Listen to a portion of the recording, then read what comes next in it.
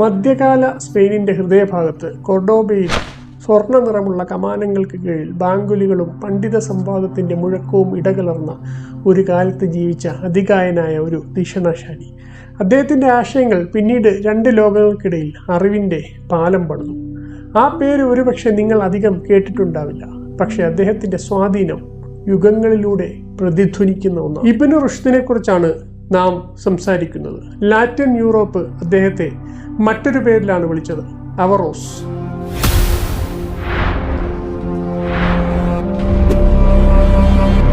എങ്ങനെയാണ് 12-ാം നൂറ്റാണ്ടിലെ ഇസ്ലാമിക സ്പെയിനിൽ നിന്നുള്ള ഒരാൾക്ക് യൂറോപ്യൻ ജ്ഞാനോദയത്തിന് തിരികൊളുത്താൻ കഴിഞ്ഞത് എന്ന് എപ്പോഴെങ്കിലും ചിന്തിച്ചിട്ടുണ്ടോ? മുസ്ലിം നാഗരികതയുടെ ചരിത്രം വൈവിധ്യപൂർണമായ വ്യക്തിചിത്രങ്ങളിലൂടെ അന്വേഷിക്കുന്ന ഒരു സീരീസാണിത്. ആദ്യം തന്നെ സബ്സ്ക്രൈബ് ചെയ്ത് പ്രോത്സാഹിപ്പിക്കുക. ഇത് ഒരു തത്വചിന്തകന്റെ, നിയമജ്ഞന്റെ, വൈദ്യന്റെ, ദാർശനികന്റെ കഥയാണ്. സാമ്രാജ്യങ്ങളെയും ഭാഷകളെയും കാലത്തെയും മറികടന്ന ചിന്തകളുടെ കഥ. 1126 ഇബ്നു റുഷ്ദ് ജനിക്കുന്നത്. അന്ന് അൽ മൊറാബിദ് സാമ്രാജ്യത്തിന്റെ ഭാഗമായ ഊർജ്ജസ്വലമായ നഗരമായിരുന്നു കൊർഡോബ. പണ്ഡിതന്മാരുടെ ഒരു കുടുംബത്തിൽ നിന്നാണ് അദ്ദേഹം വന്നത്. ചീഫ് ജഡ്ജിയും കൊർഡോബ നഗരത്തിലെ പ്രധാന പള്ളിയുടെ ഇമാമുമായിരുന്ന അദ്ദേഹത്തിന്റെ മുത്തച്ഛൻ അബു അൽ വലീദ് മുഹമ്മദ് ഉന്നതനായ, സർവരാലും ബഹുമാനിക്കപ്പെടുന്ന പണ്ഡിതനായിരുന്നു. അതായത് ഇബ്നു റുഷ്ദിനെ എത്തിപ്പിടിക്കേണ്ടിയിരുന്നത് മുൻഗാമികളുടെ പൈതൃകം സ്ഥാപിച്ച ഉയർന്ന പേരും പെരുമയും നിലവാരവും ആയിരുന്നു. ഇബ്നു റുഷ്ദ് ആ പ്രതീക്ഷ നിറവേറ്റുക മാത്രമല്ല, അവരെ ഏവരെയും കടത്തിവെട്ടി. വെറുമൊരു ദൈവശാസ്ത്രജ്ഞൻ മാത്രമായിരുന്നില്ല അദ്ദേഹം, ഒരു ബഹുമുഖ പണ്ഡിതനായിരുന്നു. ദൈവശാസ്ത്രം, വൈദ്യശാസ്ത്രം, മനഃശാസ്ത്രം, ജ്യോതിശാസ്ത്രം, എല്ലാത്തിനുപരി തത്വചിന്ത എന്നിവയിൽ പ്രാവീണ്യം നേടിയ വ്യക്തി. പുരാതന ഗ്രീക്ക് ചിന്തകനായ അരിസ്റ്റോട്ടലിന്റെ കൃതികൾ അദ്ദേഹം ഏറ്റെടുത്തു. അത് മുമ്പ് ആരും ചെയ്തിട്ടില്ലാത്ത വിധത്തിൽ വിശദീകരിച്ചു, അവയെ വികസിപ്പിച്ചു. യൂറോപ്പിന്റെ ഭൗതിക ഭൂപടത്തെ പിന്നീട് അത് മാറ്റിമറിച്ചു. ആ ചരിത്രത്തിലേക്ക് പ്രവേശിക്കും മുമ്പ് നമുക്ക് കുറച്ചുകൂടി ചരിത്ര പശ്ചാത്തലം മനസ്സിലാക്കേണ്ടതുണ്ട്. 12-ാം നൂറ്റാണ്ടിലെ കൊർഡോബ വെറുമൊരു നഗരമായിരുന്നില്ല, അത് ലോകത്തിന് വെളിച്ചം പകർന്ന ഒരു ദീപസ്തംഭമായിരുന്നു. പ്രബുദ്ധമായ മനസ്സുകൾ ഒത്തുചേർന്ന, ശാസ്ത്രം, വിശ്വാസം, കല എന്നിവ സമ്മേളിച്ച സ്ഥലം. ഈ ലോകത്ത് ജീവിച്ച ഇബ്നു റുഷ്ദ് ഖുർആൻ, ഹദീസ്, നിയമശാസ്ത്രം എന്നിവ കൂടാതെ ഭാഷാശാസ്ത്രം, ഭൗതികശാസ്ത്രം, ഗണിതശാസ്ത്രം എന്നിവയിലും പരിശീലനം നേടി. അദ്ദേഹം ഒരിക്കലും ഒരു ആത്മകഥ എഴുതിയിട്ടില്ലെങ്കിലും നമുക്കറിയാവുന്ന കാര്യങ്ങൾ ഇതാണ്. 1169 വിധി അദ്ദേഹത്തിന്റെ വാതിൽക്കൽ വലിയ അവസരങ്ങളുമായി വന്ന് മുട്ടുന്നത്. അൽമോഹദ് സാമ്രാജ്യത്തിന്റെ ഖലീഫയായിരുന്ന അബൂ യാക്കൂബ് യൂസുഫ് ഇബ്നു റുഷ്ദിനെ വിളിപ്പിച്ചു. അറിവുകളെ പ്രചോദിപ്പിക്കുന്ന ഒരു നിലപാട് അദ്ദേഹത്തിന് ഉണ്ടായിരുന്നു. അരിസ്റ്റോട്ടലിനെ കൃത്യമായി ഡീകോഡ് ചെയ്യാൻ കഴിയുന്ന ഒരു മിടുക്കനായ ആന്തലൂസ്യൻ പണ്ഡിതനെ കുറിച്ച് കേട്ടപ്പോൾ താനൊരു നിധി കണ്ടെത്തിയതുപോലെ അദ്ദേഹം കരുതി. ഖലീഫയുടെ ആ കണ്ടെത്തൽ ഇബ്നു റുഷ്ദിന്റെ ജീവിതത്തെ തന്നെ മാറ്റി. അങ്ങനെ അദ്ദേഹം ഒരു ന്യായാധിപനായി സ്ഥാനമേറ്റു. വിദ്യാർത്ഥിയിൽ നിന്ന് രാഷ്ട്രതന്ത്രജ്ഞനായി അദ്ദേഹം സെവില്ലയിലും ഒടുവിൽ തൻ്റെ പ്രിയപ്പെട്ട കൊർഡോബയിലും മുത്തച്ഛനെ പോലെ തന്നെ ഖാദിയായി, ജഡ്ജിയായി സേവനമനുഷ്ഠിച്ചു. എന്നാൽ അതിനപ്പുറം അദ്ദേഹത്തിൻ്റെ എഴുത്തുകളാണ്, പ്രത്യേകിച്ച് അദ്ദേഹത്തിൻ്റെ ദാർശനിക രചനകളാണ് സാമ്രാജ്യങ്ങളെയും കാലത്തെയും അതിജീവിച്ചത്, ഡോക്മകളെ വെല്ലുവിളിച്ചത്, പിന്നീട് പാശ്ചാത്യ ചിന്തയുടെ അടിത്തറയെ തന്നെ മാറ്റിമറിച്ചത്. 40 വർഷത്തിലേറെ ഇബ്നു റുഷ്ദ് സജീവമായ തൻ്റെ രചനാ ജീവിതം തുടർന്നു. വൈദ്യശാസ്ത്രം, ലോജിക്ക് എന്നിവയിൽ തുടങ്ങി തത്വചിന്തയുടെ എല്ലാ മേഖലകളിലും വൈവിധ്യമാർന്ന വിഷയങ്ങളെ സ്പർശിക്കുന്ന നിരവധി കൃതികൾ അദ്ദേഹം എഴുതി. അതിൽ ശാസ്ത്രം, ജ്യോതിശാസ്ത്രം, തത്വമീമാംസ, മനഃശാസ്ത്രം, രാഷ്ട്രീയം, ധാർമ്മിക ചിന്ത എന്നിവയെല്ലാം ഉൾപ്പെടുന്നു. ഇസ്ലാമിക വിജ്ഞാനീയങ്ങളിലും അദ്ദേഹം വ്യാപകമായി എഴുതിയിട്ടുണ്ട്. കർമ്മശാസ്ത്രം, ഇസ്ലാമിക നിയമത്തിന്റെ അടിത്തറ, ദൈവശാസ്ത്രം, അറബി ഭാഷ, വ്യാകരണം തുടങ്ങിയ വിഷയങ്ങളിൽ അദ്ദേഹത്തിന്റെ പല രചനകളും വ്യാഖ്യാന രൂപത്തിലുള്ളതായിരുന്നു. അരിസ്റ്റോട്ടലിനെ കുറിച്ചുള്ള വിശദമായ വ്യാഖ്യാനങ്ങൾക്ക് അദ്ദേഹം പ്രശസ്തനാണ്. പാശ്ചാത്യ ലോകത്ത് അദ്ദേഹം അറിയപ്പെടുന്നതും അതിൻ്റെ പേരിലാണ്. എന്നാൽ ഗാലന്റെ വൈദ്യശാസ്ത്ര ഗ്രന്ഥങ്ങളെക്കുറിച്ചും പ്ലാറ്റോ, ഇബ്നു സിന, ഇബ്നു ബാജ തുടങ്ങിയ മറ്റു ചിന്തകരുടെ ആശയങ്ങളെക്കുറിച്ചും അദ്ദേഹം എഴുതിയിട്ടുണ്ട്. അദ്ദേഹത്തിന്റെ മൗലികമായ കൃതികളിൽ 2 ശരിക്കും വേറിട്ട് നിൽക്കുന്നു.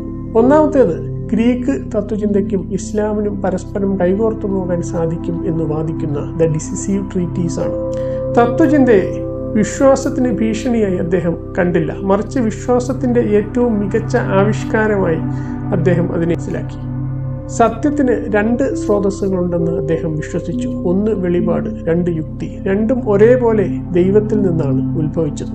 അതുകൊണ്ട് തന്നെ അവ രണ്ടും തമ്മിൽ വൈരുദ്ധ്യം ഉണ്ടാവുക എന്നത് സാധ്യമല്ല. എപ്പോൾ വെളിപാടും യുക്തിയും പരസ്പരം ഏറ്റുമുട്ടുന്നതായി തോന്നുന്നുവോ അവിടെ പിഴവ് സംഭവിക്കുന്നത് വ്യാഖ്യാനത്തിനാണ്. രണ്ടാമത്തേത് ദ ഇൻകൊഹറൻസ് ഓഫ് ദി ഇൻകൊഹറൻസ് എന്ന കൃതിയാണ്. അത് അക്കാലത്ത് ആന്തലൂഷ്യയിൽ വലിയ സ്വാധീനം ചെലുത്തിയിരുന്ന ഇമാം ഗസാലിയെ എതിർക്കുന്നതായിരുന്നു. അദ്ദേഹത്തിന്റെ തഹാഫുത്ത് അൽ ഫലാസഫ എന്ന കൃതിയുടെ ഖണ്ഡനം തത്വചിന്തയുടെ ചില വൈരുദ്ധ്യങ്ങളെ ചൂണ്ടിക്കാണിക്കുന്ന ഇമാം ഗസാലിയുടെ പുസ്തകത്തിലെ വാദഗതികളുടെ വൈരുദ്ധ്യമാണ് അദ്ദേഹം ഇതിൽ വിശദീകരിക്കുന്നത്. ഇബ്നു റുഷ്ദ് ബഹുമുഖ പ്രതിഭയായ ഒരു വ്യക്തിയായിരുന്നു. ജഡ്ജി, വൈദ്യൻ, ശാസ്ത്രജ്ഞൻ, തത്വചിന്തകൻ. എന്നാൽ ഇബ്നു റുഷ്ദിനെ യഥാർത്ഥത്തിൽ ഇതിഹാസമാക്കിയത് യുക്തിയെ പ്രതിരോധിക്കുന്നതിൽ ഊന്നിയ അദ്ദേഹത്തിന്റെ ഈ വിധത്തിലുള്ള നിലപാടുകളായിരുന്നു. മധ്യകാല യൂറോപ്പിലെ കൊത്തളങ്ങളിൽ ഒരു മുസ്ലിം പണ്ഡിതന്റെ വാക്കുകൾ പ്രതിധ്വനിക്കാൻ തുടങ്ങി. അരിസ്റ്റോട്ടലിന്റെ ദീർഘമായ നിശബ്ദതയെ അവസാനിപ്പിച്ച ഒരാളായി അദ്ദേഹത്തെ അവർ കണ്ടു. ലാറ്റിനിൽ അദ്ദേഹം അവറോസ് എന്ന് വിളിക്കപ്പെട്ടു. അരിസ്റ്റോട്ടലിനെ കുറിച്ചുള്ള അവറോസിന്റെ ഇബ്നു റുഷ്ദിന്റെ വ്യാഖ്യാനങ്ങൾ യൂറോപ്പിന്റെ ബൗദ്ധിക ഇരുട്ടിൽ ഒരു തീജ്വാലയായി ഉയർന്നു. അദ്ദേഹത്തിന്റെ ഏറ്റവും വലിയ വിമർശകരിൽ ഒരാൾ മറ്റാരുമായിരുന്നില്ല, പ്രശസ്ത ക്രിസ്ത്യൻ ദൈവശാസ്ത്രജ്ഞനായിരുന്ന തോമസ് അക്വിനാസ്. എന്നാൽ രസകരമായ വസ്തുത അക്വിനാസിന്റെ ആശയങ്ങളിൽ തന്നെ നാം കാണുന്നത് ഇബ്നു റുഷ്ദിന്റെ സ്വാധീനമാണ് എന്നതാണ്. അങ്ങനെ ക്രിസ്ത്യൻ സ്കൊളാസ്റ്റിക് തിയോളജിയുടെ ദിശയെ നിർണ്ണയിക്കുന്നതിൽ കൂടി അവറോസ് വലിയ പങ്ക് വഹിച്ചു. എന്തുകൊണ്ട്? കാരണം സഭയും നിരവധി മുസ്ലിം ചിന്തകരും ഒരുപോലെ മല്ലിട്ട ഒരു ചോദ്യമാണ് ഇബ്നു റുഷ്ദ് ചോദിച്ചത്: വെളിപാടുമായി യുക്തിക്ക് സഹവർത്തിക്കാൻ കഴിയുമോ? പ്രപഞ്ചം എല്ലായ്പ്പോഴും നിലനിന്നിരുന്നുവെന്നും ഇന്റലക്റ്റ് എല്ലാ മനസ്സുകളും പങ്കിടുന്ന ഒരു ഏകകമാണെന്നുമുള്ള അദ്ദേഹത്തിന്റെ ആശയങ്ങളാണ് സഭ പ്രത്യേകമായി എതിർത്തത്.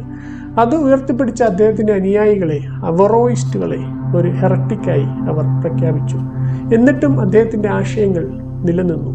കത്തോലിക്കന്മാരും ജൂതന്മാരും യുക്തിവാദികളും മാനവികവാദികളും അദ്ദേഹത്തെ വാഴിച്ചു, അദ്ദേഹവുമായി സംവദിച്ചു. അദ്ദേഹത്തിന്റെ ആശയങ്ങളെ പിന്തുടർന്ന് പുതിയ ചിന്താധാരകൾ അവർ കെട്ടിപ്പടുത്തു.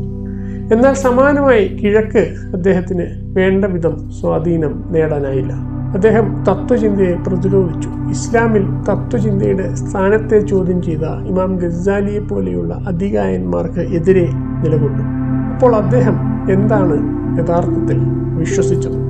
അദ്ദേഹം പറഞ്ഞു, കൂടുതൽ ആഴത്തിൽ നോക്കുക. ദൈവം പല തലങ്ങളിൽ സംസാരിക്കുന്നുണ്ട്. ചിലപ്പോൾ അക്ഷരാർത്ഥത്തിൽ, ചിലപ്പോൾ ഉപമകളിൽ, ചിലപ്പോൾ പരിശീലനം ലഭിച്ച ചിന്താശേഷിയുള്ള മനസ്സിനാൽ മാത്രം തുറക്കപ്പെടാൻ കഴിയുന്ന അടയാളങ്ങളിൽ. പൂർണ്ണമായ ഒരു സമവായം സാധ്യമല്ലെങ്കിൽ, നിലവിലില്ലെങ്കിൽ നിങ്ങൾക്ക് ചിന്തിക്കാൻ ഇടമുണ്ട്, വ്യാഖ്യാനിക്കാൻ ഇടമുണ്ട്. ഇത് വിപ്ലവകരമായിരുന്നു.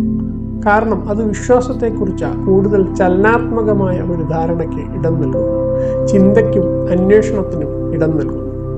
അദ്ദേഹം നമുക്ക് മുന്നറിയിപ്പ് നൽകി. മതത്തെക്കുറിച്ച് അത്തരമൊരു ചലനാത്മകമായ ചിന്തയുടെ അഭാവത്തിൽ അതിൻ്റെ യഥാർത്ഥ അർത്ഥം തന്നെ വളച്ചൊടിക്കപ്പെടാൻ സാധ്യതയുണ്ട്. തത്വചിന്തകൻ എന്നതുപോലെ ഇബ്നു റുഷ്ദ് ഒരു ശാസ്ത്രജ്ഞനുമായിരുന്നു, വൈദ്യനായിരുന്നു. പാർക്കിൻസൺസിന്റെ ലക്ഷണങ്ങൾ അദ്ദേഹം വിവരിച്ചു, പക്ഷാഘാതത്തിന്റെ കാരണങ്ങൾ പഠിച്ചു, റെറ്റിനയുടെ കാണാനുള്ള കഴിവിനെക്കുറിച്ച് പുതിയ ബോധ്യങ്ങൾ പകർന്നു തന്നു. ആധുനിക മനഃശാസ്ത്രത്തിന് നൂറ്റാണ്ടുകൾക്ക് മുമ്പ് ഇബ്നു റുഷ്ദ് മനസ്സിന്റെ പ്രവർത്തന രീതികളെക്കുറിച്ച് പഠിച്ചു. അദ്ദേഹത്തിന്റെ മെഡിക്കൽ എൻസൈക്ലോപീഡിയ അൽ കുല്ലിയത്ത് ഫി അൽ തിബ് 9 വാല്യങ്ങളുള്ള ക്ലിനിക്കൽ വിഷയ വിജ്ഞാന കോശം നൂറ്റാണ്ടുകളോളം യൂറോപ്പിലുടനീളം പഠിപ്പിക്കപ്പെട്ടു. യൂറോളജി പോലും അദ്ദേഹം ചികിത്സകൾ ചെയ്തു. തത്വചിന്തയിൽ ഇബ്നു സീനയുമായി ഏറ്റുമുട്ടിയെങ്കിലും അദ്ദേഹത്തിന്റെ മെഡിക്കൽ വിജ്ഞാനിയും ഇബ്നു സീനയുടെയും അൽ റാസിയുടെയും പിന്തുടർച്ചയാണ് എന്ന് നമുക്ക് കാണാം. 1198 ഇബ്നു റുഷ്ദ് മരണപ്പെട്ടു. പാശ്ചാത്യ ലോകത്ത് അദ്ദേഹത്തിന്റെ ആശയങ്ങൾ ഒരു വലിയ നവോത്ഥാനത്തിന് തിരികൊളുത്തി. കിഴക്കൻ നാടുകളിൽ പക്ഷേ അവയുടെ സ്വാധീനം തുച്ഛമായിരുന്നു. പല ഇസ്ലാമിക പണ്ഡിതന്മാരും അദ്ദേഹത്തിന്റെ സമീപനത്തെ വിമർശിച്ചു. തത്വചിന്തയെ അദ്ദേഹം സ്വീകരിച്ച രീതി വെളിപാടിന്റെ പവിത്രതയെ ദുർബലപ്പെടുത്തുന്നതാണെന്ന് ചിലർ വാദിച്ചു. എന്നാൽ ഇന്നും വിശ്വാസത്തിനും യുക്തിക്കും ഒരുമിച്ച് പോകാൻ കഴിയുമോ എന്ന് ചോദിക്കപ്പെടുന്ന വേളകളിൽ ഇബ്നു റുഷ്ദ് അദ്ദേഹത്തിന്റെ പാരമ്പര്യം വീണ്ടും വീണ്ടും ഉയർന്നു വരുന്നു. അദ്ദേഹം മന്ത്രിക്കുന്നു, അവയ്ക്കിടയിൽ, മതത്തിനും യുക്തിക്കുമിടയിൽ, വെളിപാടിനും യുക്തിക്കുമിടയിൽ യാതൊരു വൈരുദ്ധ്യവും സാധ്യമല്ല. ചിന്ത കൊണ്ട് വീണ്ടെടുക്കേണ്ട ഒരു ഐക്യമാണ് വിശ്വാസത്തിനും യുക്തിക്കുമിടയിൽ സദാ ഉള്ളത്.